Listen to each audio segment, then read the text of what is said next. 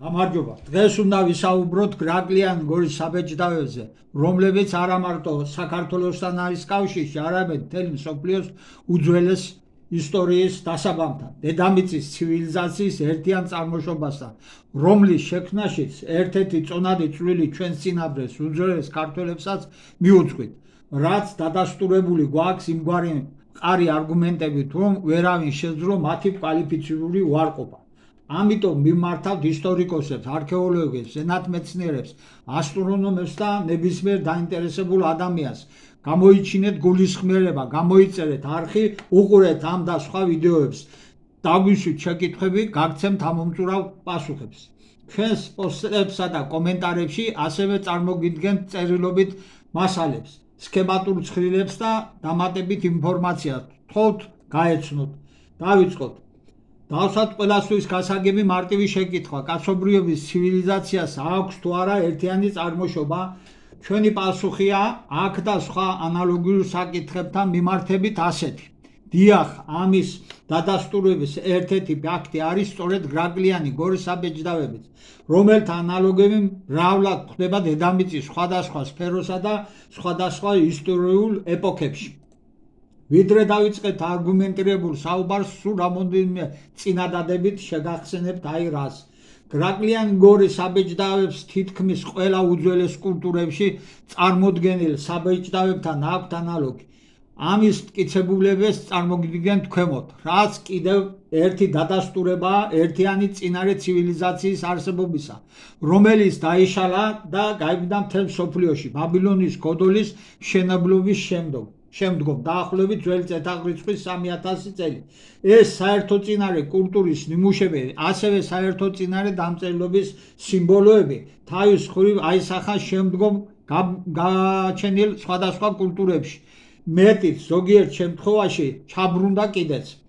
აგრეთვე დასტურდება ბიბლიური წარღვნისა და ნოესთან დაკავშირებული ისტორიის სინამდვილე, როდესაც ხელახლა დაიწყო კაცობრიობამ წარღვნის შემდგომ განვითარება, გამრავლება და განვითარება, გაბნევა მთელ მსოფლიოში, რაც კავკასიის და ანატოლიის ტერიტორიებიდან მოხდა. ნოე ხომ არარატის მთაზე კიდობნიდან გადმოვიდა, შემდგომ განსახლდა კავკასიის რეგიონში თავის სახლებთან ერთად, სადაც დაწურა ღვინო და დაეთვრა, რაც ისედაც იცით უძველესი ტექსტებიდან. ყურძნის სამშობლო თანამედროვე საქართველოს ტერიტორია. ჩვენი ვიდეოებიდან ასევე იცით ნამდვილი ბაბილონის გოდლის არსებობის შესახებ, რომელიც საქართველოს ტერიტორიაზე მდებარეობდა. გვაქვს ვიდეოები ჩაწერილი და უყურეთ. ჩვენ ისტორიულ ფაქტებზე დაყრდნობით საუბრობთ ამ საკითხებზე. არის უძველეს წყაროებში ინფორმაცია კავკასიის რეგიონიდან გარდასახლების შესახებ.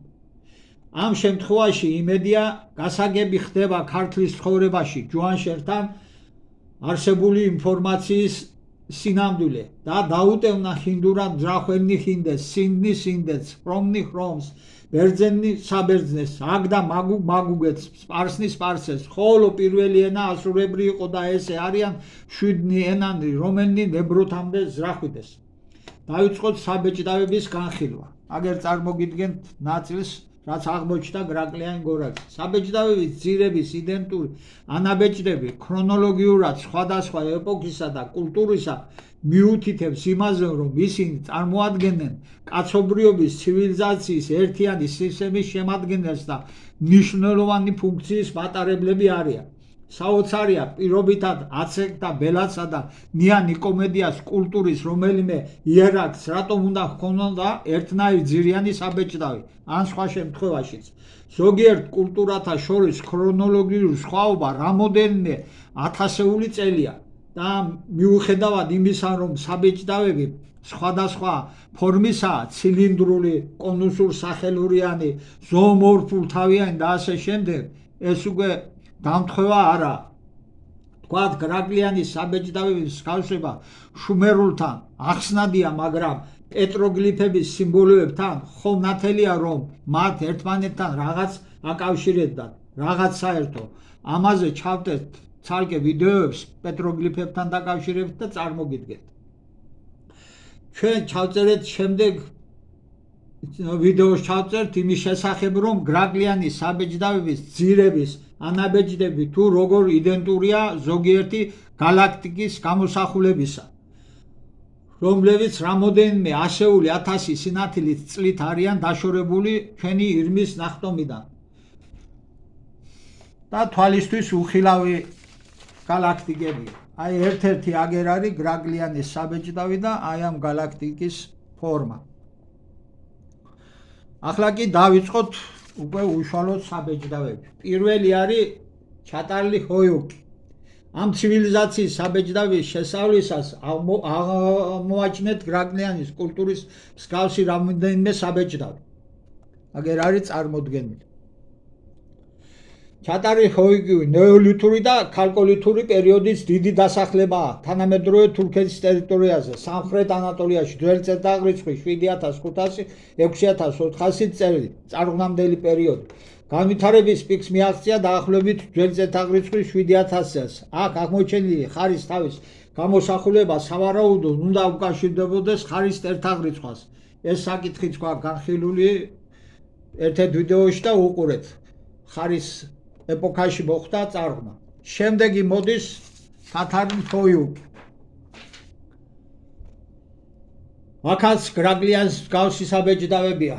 ამ საბეჭდავებზე გამოსახულია ცენტრიდან 4 მიმართულებით აღბეჭდილი კუთხოვანი ხაზები, ეგრეთ წოდებული მოხრილი მკლავები, თუმცა შინაარსობრივად მათ რა დატვირთვა აქვს ჯერჯერობით ჩვენთვის ურთუნობია.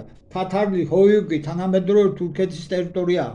ბორცვი პირველად აღმოაჩინეს 1951 წელს კილიკიაში მიმდინარე არქეოლოგიური გათხრების დროს, სავარაუდოდ ძველი წელთაღრიცხვის მეორე-პირველი 1000 წლეული. შემდეგი მოდის ნეანიკომედია. ნეანიკომედიაში აღმოჩენილი საბეჭდავების მსგავსება გრაგლიან გორაზე აღმოჩენილ საბეჭდავებთან. აგერ წარმოგიდგენთ. ნეანიკომედია დაახლოებით წარღვნის დროინდელია. შესაძლებელია მართლაც წყლით რღვნა მოესპო. ნეანიკომედია ადრე ნეოლითური ნამოსახლარია თანამედროვე საბერძნეთის ტერიტორიაზე. ეს არის მაკედონიის ერთ-ერთი უძველესი ცნობილი ადგილი ძველი წელთაღრიცხვის 6650-5530 წლები. მასში ცხოვრობდა დაახლოებით 500-დან 700-მდე მოსახლე. ეს იმდროინდელი საკმაოდ დიდი დასახლებაა. ცნობილი მეცნიერი როდენი ვარაუდობდა, რომ ეს ადგილი მიტოვებული იყო ადრეული ნეოლითის ბოლოს, შესაძლოა წყალდიდობის, ხანძრის ან მეზომელი ტომების თავდასხმის გამო. იგი ხელახლა დასახლდა გვიან ნეოლითის ხანაში. შემდეგი მოდის აჰარ-ბანა. აჰარ-ბანას კულტურაში აღმოჩენილი საბეჭდავების მსგავსია გრაგლიანის საბეჭდავებისა. ეს კულტურა ასევე იწოდება როგორც ბანას კულტურა. მიეკუთვნება ქალკოლითურ პერიოდს. მდებარეობდა თანამედროვე ინდოეთის ტერიტორიაზე, რაჯასტანის შტატში, მდინარე აჰარის ნაპირზე. შემდეგი არის ჰარაპა. გამოსახულებაზე წარმოდგენილია ჯვარი საბეჭდავების აქვთ გეომეტრიული ფიგურის მართკუთხედის ფორმა. აგერ ნახეთ. შემდეგი მოდის მოჰენჯო-დარო. საბეჭდავების გამოსახულებათა შორის არის მსგავსება წრიული ფორმები წერტილებით. ოღონ მოჰენჯო-დაროს შემთხვევაში საბეჭდავის ძირი ოთხკუთხაა და წრებში თითო წერტილია. შემდეგი არის ბაქტრია მარგიანე. მათი მსგავსება გრაგლიანის საბეჭდავებთან ერთს არ იწვევს. აქ წარმოდგენილია შედარებით რთული ფორმები, კუთხოვანი ხაზებით. შემდეგია ამლაში. აი ზედა.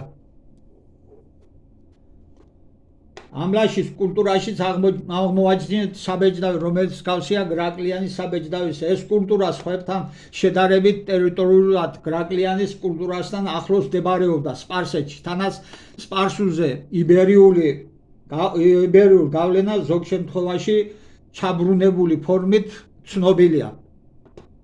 ეს სხვა სფეროებშიც არის, მათ შორის ამბანურ დამწერლობაშიც. ეს ფაქტიც გვაქვს განხილული ვიდეოში და გთხოვთ უყუროთ.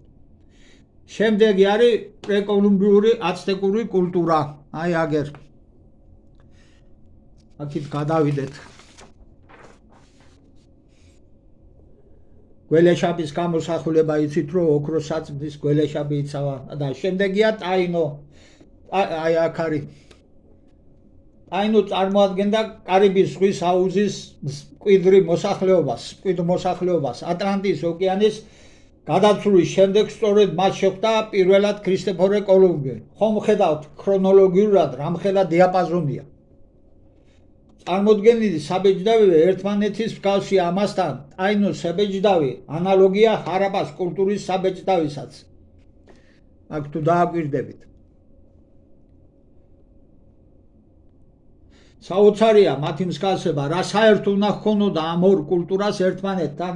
ერთი დედამიწის აღმოსავლეთ ნახევარსფეროშია და მეორე დასავლეთ ნახევარსფეროში.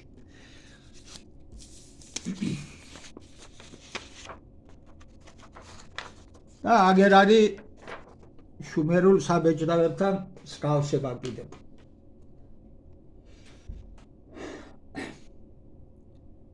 ამით დავასრულოთ. მოგმართავთ თქვენ პატივცემულო მაყურებლებო და ველით თქვენს კომენტარებს ამ საკითხებზე. ერთად ვიმსჯელოთ, რადგან ისეთ ეპოქაში ვცხოვრობთ, ძნელია თუ არა შეუძლებელი ასეთი ფაქტების დამალვა ან მათით მანიპულირება. ხოთ გამოიწეროთ ჩვენი არხი, უყურეთ ჩვენს ვიდეოებს და დაგვიკომენტარეთ. ხომ ხედავთ რამდენი ვიმუშავეთ და ვაგრძელებთ დღესაც შრომას ამ მიმართულებით. დიდი მადლობა.